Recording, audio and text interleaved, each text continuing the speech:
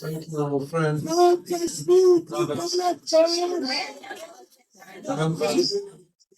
great British trade unions, activists, and friends. Today is a special day in the calendar.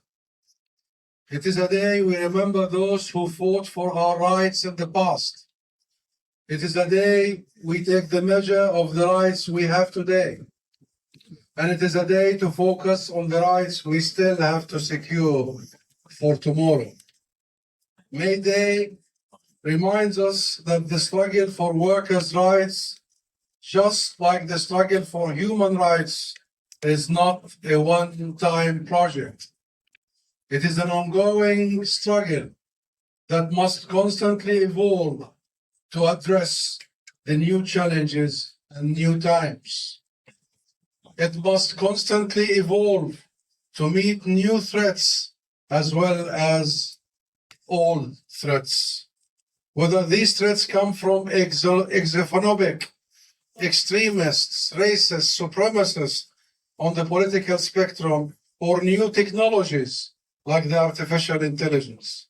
It is a struggle that also must never forget that what has been secured in the past can be taken away tomorrow. We must remain constantly vigilant. It is not too long ago that the world agreed on a set of universal human rights principles that would apply to all equally. It was meant to be the start of a new era, an era where diplomacy replaced war, mediation replaced allegiances, and law replaced era of lawlessness that had led directly to the carnage and horrors of World War II. It has never meant to be perfect. It wasn't perfect, but it gives us direction and a measure with which to evaluate the conduct of states. So friends, that global rules-based order, which was based on the fundamental principle of the equal human, legal, and political rights to all people in the world, is under existential threat today. It is under existential threat from major powers who do not want to be subject to any restraints should they want to invade a neighbor, bomb a country on the other side of the world, or throw the globe into economic turmoil.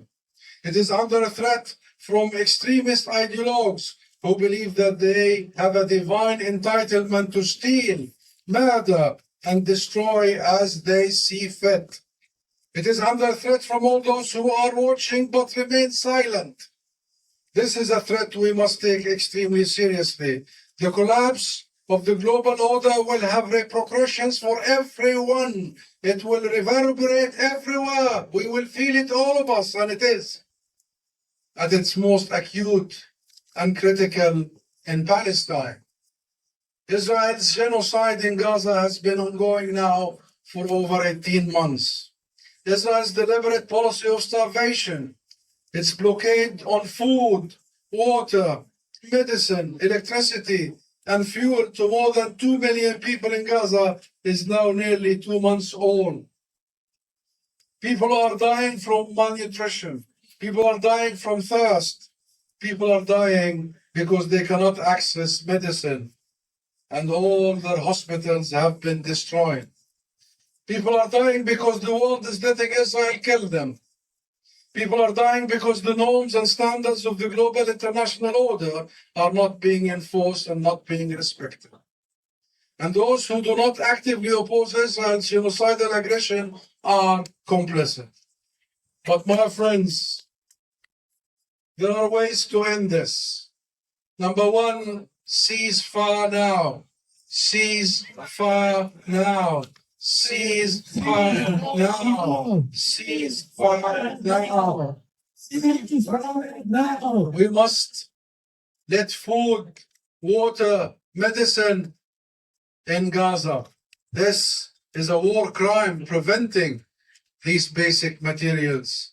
And we will rebuild Gaza.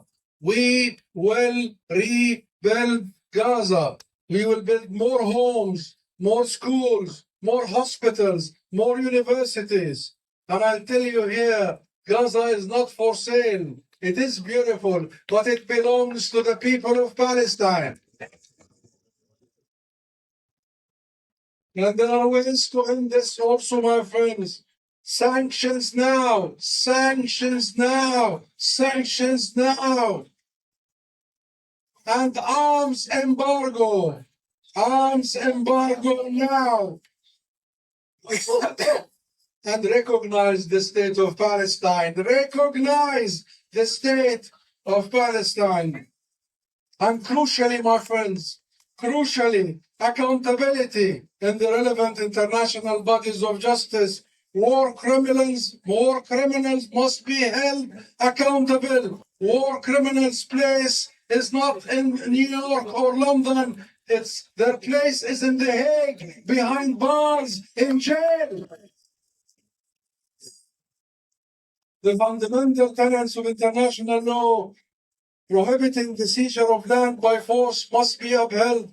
We have collectively taken a huge step backwards in our international relations over the past 18 months. We have allowed the powerful to dominate without accountability. We have witnessed atrocities live streamed every day, and the concurrent attempt to silence those who would voice their protest like you all the way. And here I want to stand before all of you to thank you and to thank the millions upon millions of the British people who have stood tall and stood firm for 18 months. This is the longest solidarity movement in the UK, and it is the largest.